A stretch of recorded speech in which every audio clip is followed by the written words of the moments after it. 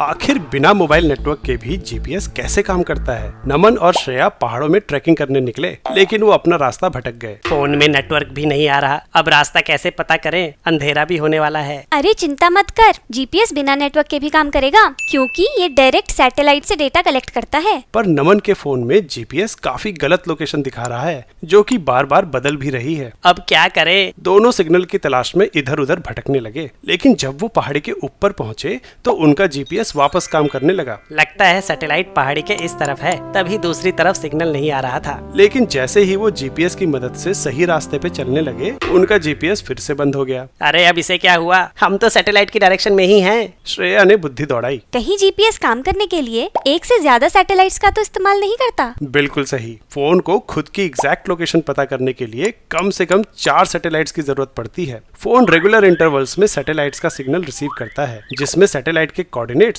और सिग्नल के निकलने के टाइम की इंफॉर्मेशन होती है, जिसका इस्तेमाल कर जीपीएस फोन की एग्जैक्ट लोकेशन निकाल लेता है। वो कैसे? सिग्नल एक इलेक्ट्रोमैग्नेटिक वेव होती है, जो कि लाइट की स्पीड से ट्रेवल करती है। तो अगर हमें सिग्नल के सैटेलाइट से निकलने का टाइम पता है, तो हम उसे फोन के टाइम से माइनस करके जितना टाइम सिग्नल को आने में लगा वो निकाल सकते हैं। इस टाइम को लाइट की स्पीड से मल्टीप्लाई करके सैटेलाइट की फोन से दूरी पता चल जाएगी। लेकिन सिर्फ एक सैटेलाइट के डिस्टेंस से सही लोकेशन पता नहीं कर सकते, क्योंकि फोन इस डिस्टेंस के स्फीयर पे कहीं भी हो सकता है। तब तो सिर्फ एक और सैटेलाइट की ही जरूरत पड़नी चाहिए, और जहाँ दोनों सैटेलाइट्स के स्फीयर्स मिलते हैं वहाँ से हमारी लोकेशन पता चल जाएगी। लेकिन जरूरी नहीं कि स्फीयर्स एक ही पॉइंट पे मिले, वो 2 पॉइंट्स पे भी मिल सकते हैं, और हमारी लोकेशन इन दोनों में से कोई भी हो सकती है। इसलिए तीसरी सैटेलाइट भी जरूरी होती है, जिससे हमारी लोकेशन का एकदम सही अंदाजा लगाया जा सकता है। अब हमें तीनों सैटेलाइट्स के कोऑर्डिनेट्स अर्थ के सेंटर के रिस्पेक्ट में पता है, पर तुम्हारे नहीं। लेकिन तीनों सैटेलाइट से तुम्हारे डिस्टेंस पता होने की वजह से डिस्टेंस की 3 इक्वेशंस बनती हैं, और इन 3 इक्वेशंस को सॉल्व कर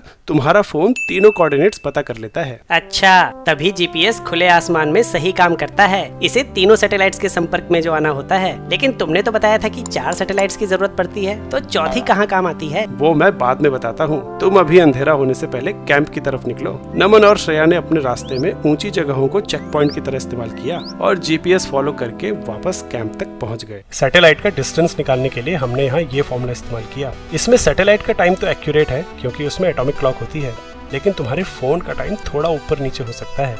इसलिए हमें एक एरर फैक्टर इंक्लूड करना पड़ता है, डेल्टा टी। अब गौर करो तो यहाँ पे 4 वेरिएबल्स हो गए हैं, जिनको सॉल्व करने के लिए हमें 4 इक्वेशंस लगेंगी। इसीलिए हमें चौथी सैटेलाइट की जरूरत पड़ती है। हमें सपोर्ट करना चाहते हो तो वीडियो के नीचे दिए प्रोडक्ट लिंक्स पे क्लिक करके शॉपिंग करो।